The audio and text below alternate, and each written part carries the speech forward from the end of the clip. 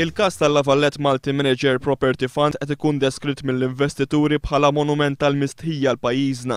Dan mhux biss għall-mod kif mexa l-Bank of Valletta ma wkoll in-nuqqas ta' protezzjoni effettiva li qed toffri l-MFSA u n-nuqqas ta' intervent tal-Gvern minkejja l-appelli tal-investituri u tal-Oppożizzjoni. Ukoll imuljazzjoni għall-Gvern, għall-Ministru tal-Finanzi li ma ridux jidħlu fil-każ biex jippruvaw jikkombinaw medjazzjoni jew jameljoraw l-offerta għax qalu li ma jindaħlux.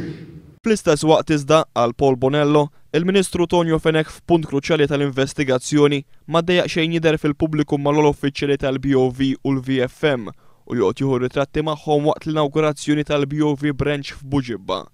Il-Lavalette Multi-Manager Property Fund huwa fond tal-investituri professjonali iżda nbih lil persuni li m'għandhomx għarfien fil-qasam tal-investiment, b'75% minnhom ikunu anzjani.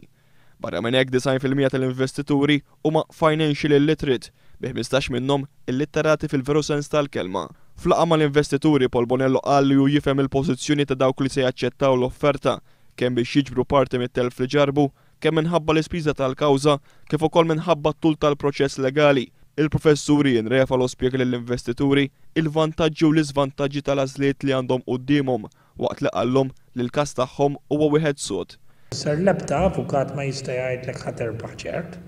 Jien nista' ngħidlek għandek każ sod ħafna u jidher li għandek każ sod ħafna għax kieku ma kellikx każ sod ħafna, ir-regolatur ma kienx joħroġ bir-rapporti li ħareġ u jimponi l-multi li impona, jfisser li għandkom każ sod jidher ċar.